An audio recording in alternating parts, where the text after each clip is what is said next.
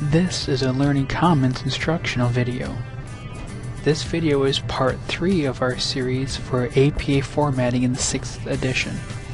This video will cover how to include quotations into your paper and if you should include quotations into your paper. So while you are writing your research paper, you have to ask yourself, should you quote your source or should you paraphrase? The simplest answer is to not quote.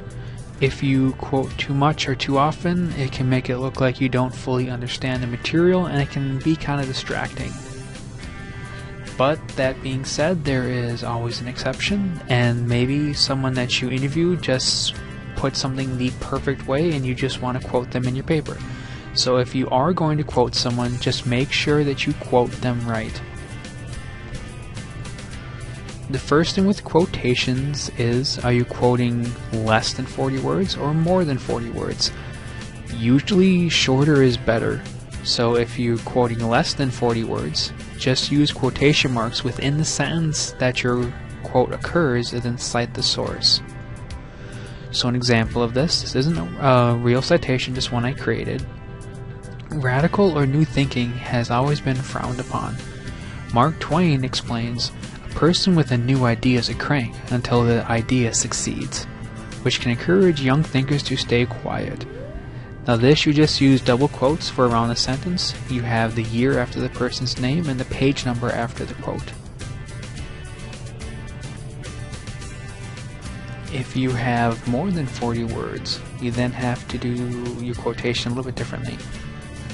You have to create a freestanding block of text without quotation marks around that, and then you need to cite the source at the end as well. So again, this is not a real citation, this is just one I came up with for an example.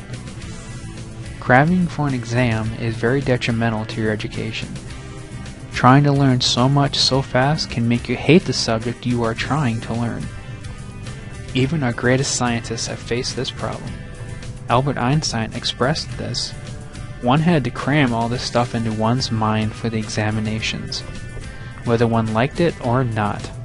This coercion had such a deterring effect on me that, after I had passed the final examination, I found that the consideration of any scientific problems distasteful to me for an entire year.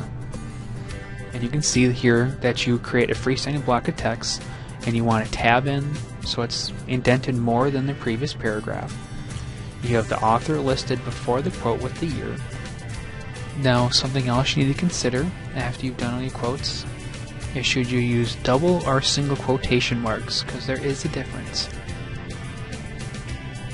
And here I just have the examples so you can see what I mean by a double quote with 2 hash marks or a single quote with 1 hash mark. So use single quotations when within a quoted sentence. So if you're using a quote, you use a double quote, and then if you're quoting again, then use a single quote. An example would be, as John Smith once stated, there is no replacement for face-to-face conversations. Now the end part of that sentence is a quote, so it's within double quotes, but then they used a term that I'd want to reuse in my paper, and if I'm giving them credit for coining that term, I then have single quotes around that.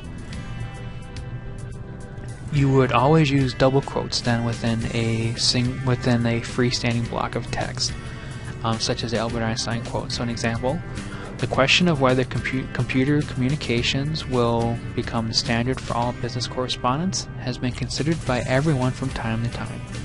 John Smith describes, there is no replacement for face-to-face conversations. More can be said in body language than in words, and you lose all sense of that when conducting every meeting through electronic communications.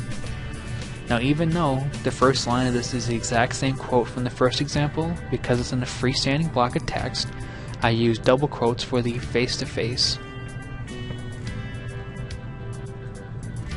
Now that is the basics of how to quote someone. To follow up with more rules and help, you can go to apastyle.org.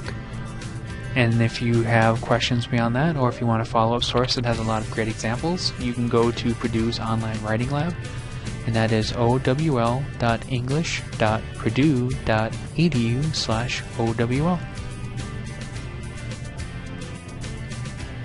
For more information on anything you've seen in our APA videos, please stop by the ETC or the LRC.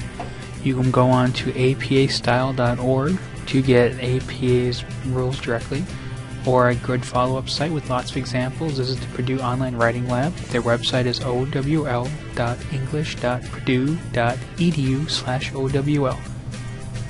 You can also hop onto our screencast page to check out all of our other helpful videos, and that website is www.screencast.com/users/WITC Learning Commons.